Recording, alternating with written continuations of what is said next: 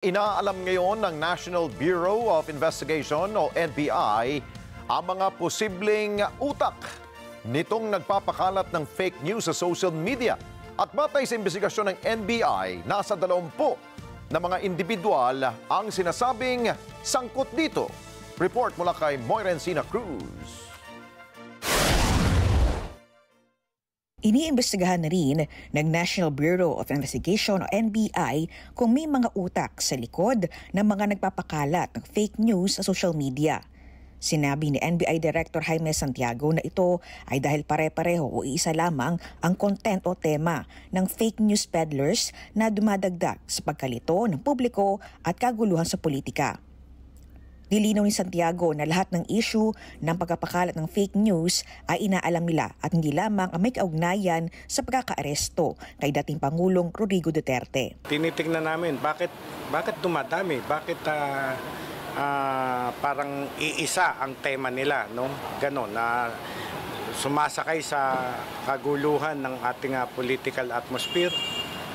Hindi dapat mangyari. Magugulo ang ating bayan, malilito ang ating mga mamamayan. Mostly, sir, ano top? Lahat na. Pati yung paninira nila sa mga government officials ay pinag-aaralan naming mabuti kung bakit ganun ang tema ng mga vloggers natin ngayon. Meron ba silang namumuno sa kanila?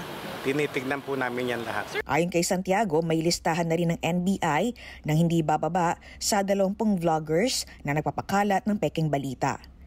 Nakipagtulangan na rin aniya ang NBI sa Department of Information and Communications Technology at National Telecommunications Commission para malabanan ang social media content creators na nagpapakalat ng maling impormasyon. Kumbinsido naman si Justice Secretary Crispin Remulla na may mga tao o grupo na nagkukumpas sa fake news peddlers. Oh yes, I think you would also have the same guess as me. Dapat lang din anyang maimbestigahan ang mga tao na gumagamit ng internet para magsabi ng kasinungalingan at hindi maaaring katwiran ang freedom of speech and expression. Fake news can cause panic. So we just want to be on the right side of the law. Dapat naman wala namang ganon kasi it can cause a lot of unsettlement. It can unsettle people's feelings. And we don't want that to happen. Fake news is fake news. You all know that it's bad to peddle fake news or lies. Hindi maganda yun eh. Especially that digital media has become a very powerful tool. Inihag naman ni Santiago na habulin din ng NBI ang mga mamayang Pilipino na sa ibang bansa nagpapakalat na hindi totoong balita sa tulong ng Interpol.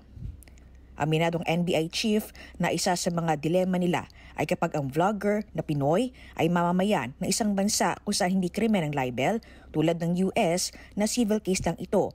Kaya pinag-aaral nila ang ibang mga kaso na pwedeng isampa laban sa mga ito. Tinitignan namin lahat ng anggulo. For example, pwedeng pumasok sila sa inciting to sedition. Krimen yan sa US, dito sa atin, krimen yan. Tax evasion. Samantala, nagtapos ngayong araw ang ilang NBI agents na karamihan ay IT experts na ilalagay sa cybercrime at forensic divisions ng kawanihan na makakatulong ng malaki para panagot ang cybercrime violators. Ang krimen ngayon ay cybercrime na. Yan na ang bagong trend. Buong mundo, hindi lang dito sa ating Pilipinas. Hindi sapat. Nagagalit nga ako lagi sa aking cybercrime, sa technical intelligence. Hindi sapat yung makapanghuli kami at maipresenta namin sa media. Kailangan mapatunayan namin yung mga gadgets na nahuli namin, for example sa espionage. Yung mga gadgets na nakuha namin, anong laman nun? So dito, may karagdagan kaming mga bagong ahente na IT experts, no? Matutulungan lalo ang National Bureau of Investigation. Moira Encina Cruz para sa Mata ng Agila, matatag, matapang.